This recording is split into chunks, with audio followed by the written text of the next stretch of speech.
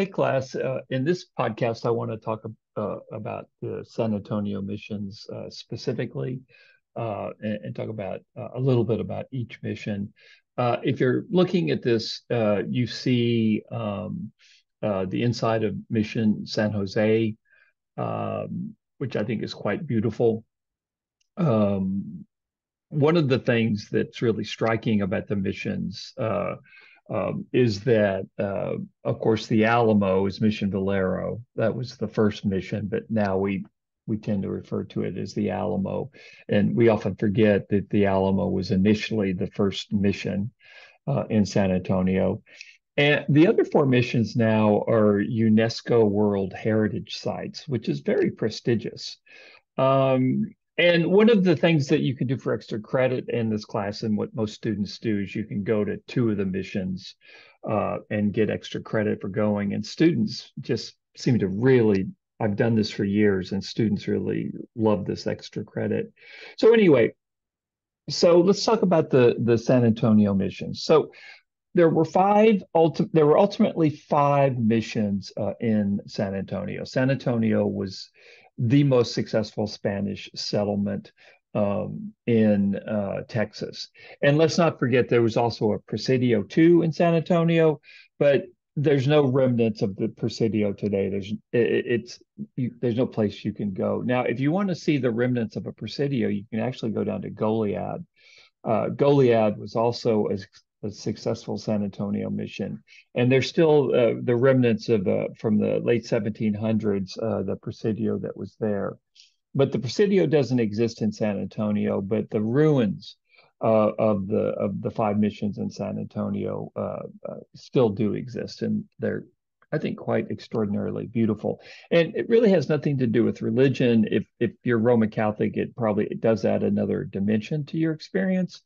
But you can be an atheist, I think, and I think the missions are quite extraordinary. Just imagining what it must have been like to come upon a mission in the 1700s when you were kind of on the dark side of the moon, and you have these enormous structures that were being built. Now, one of the things that you have to realize is there's often a gap between the founding of a mission and the construction of the mission building. It could take 30, 40, 50 years. San Jose was founded in 1720s, but the ruins of the mission that you see today uh, weren't completed until the early 1780s. So just because a mission is found, it doesn't mean that the structures that you can see today happened overnight. They actually took decades. So the missions were manned by Franciscan priests who were quite militant in their Roman Catholicism, quite dedicated to the idea of converting the indigenous peoples to Roman Catholicism. And as I've talked about in a previous podcast, the idea of the missions is that the indigenous peoples, the multiple groups that we used to put under one umbrella as Colatecan, and now we know that there were different, very many different Indian peoples in this area, small groups of peoples.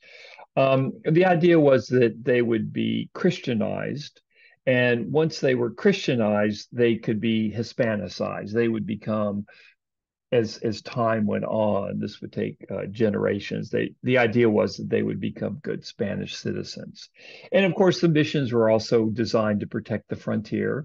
I've talked about that, especially against the French. So there was a defensive purpose with the missions as well. And one of the things that you have to realize, and I've probably mentioned this, but it's worth repeating, there's no separation of church and state during this period. The Spanish state was deeply involved in the Roman Catholic Church, and the Spanish state was deeply involved in the construction and the support of missions. And it's because of this we actually have pretty good records of the missions there in Spain, which I think would be a really cool thing to research. So ultimately, there were five missions in San Antonio. The first one, Mission Valero, which we now refer to as the Alamo. Of course, the famous battle happened there in 1836.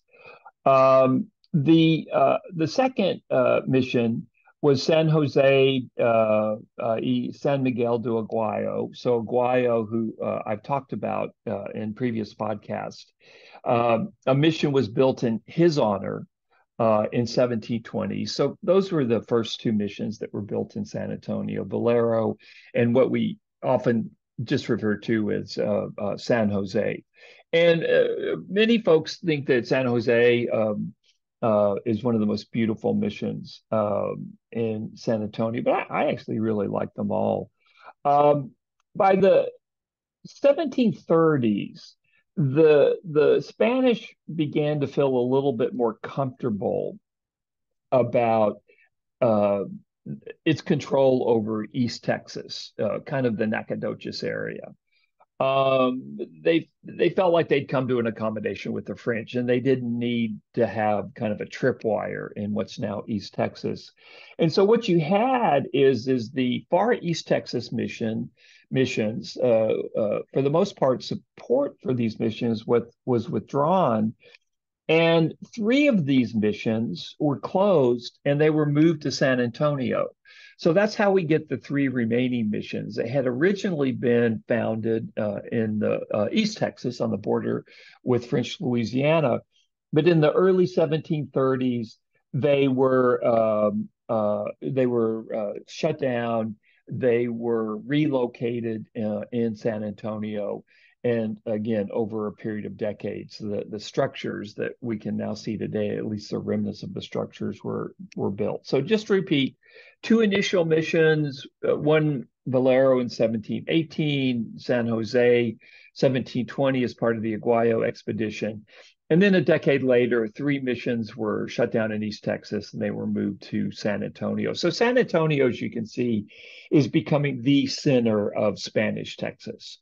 It's by far the most significant community. There's a villa here, a very small kind of proto city, you might say. The Presidio is here as well.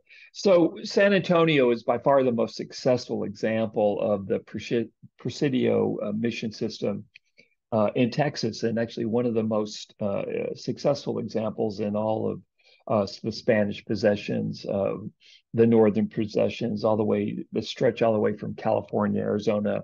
Now, of course, Santa Fe is a very successful was a very successful mission in Presidio as well, and it predates San Antonio. So Santa Fe was quite successful, but then in Texas, the five missions in San Antonio, it's really this is lays the foundation for what I think San Antonio is the seventh largest city in the country today.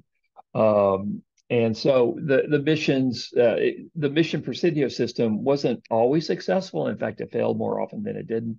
But in San Antonio, it was very, very successful. Now, the missions that you see today, many of them were rebuilt. Even by the time of the Texas Revolution in the 1830s, they were ruins. Their ceilings had collapsed. Farmers were taking the stone from the missions and using them to build fences. Cows often would be they'd be used as barns. So the missions became ruins. And then during the 1930s, during the Roosevelt administration, a lot of the missions, or the five missions, were restored. For instance, in 1874, and I'm not going to test you on this, by the way, the exact date. I just want to give you a sense. The church dome and the roof of San Jose collapsed. And in 1928, the church tower collapsed. Well, in the 1930s, these missions were rebuilt as part of the Works Progress Administration. By the way, just a quick note, there's a very cool picture of my mom and dad from the 1940s from World War II. My dad fought World War II. And he met my mom. He was from Staten Island, and my mom was from Wink, Texas, out in West Texas. Um, And my dad trained out there. He met my mom. They got married. And there's a very cool picture of them from like 1944 from Concepcion. I don't know, it's very meaningful to me, and just kind of adds more intensity, I guess, to my love of the missions. I just think the missions are actually incredible. So the folks that built these missions were the Franciscan priests. There were colleges in what's now Mexico, colonial Mexico, where the Franciscans not only did they learn to be religious, one of the key things here was conversion of these native groups, but also they needed to be architects because they needed to design these missions. They need to learn how to farm. They needed to learn how to ranch. They really had to become kind of jacks of all trades, and they went to these colleges, not only in what's now Mexico, but also Spain. So they came here with a religious fever and fervor, I should say, and also they had been trained to make these missions successful as well.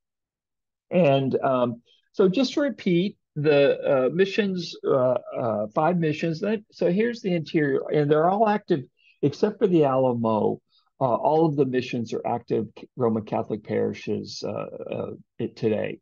And in fact, I knew somebody that got a colleague of mine at UTSA got married at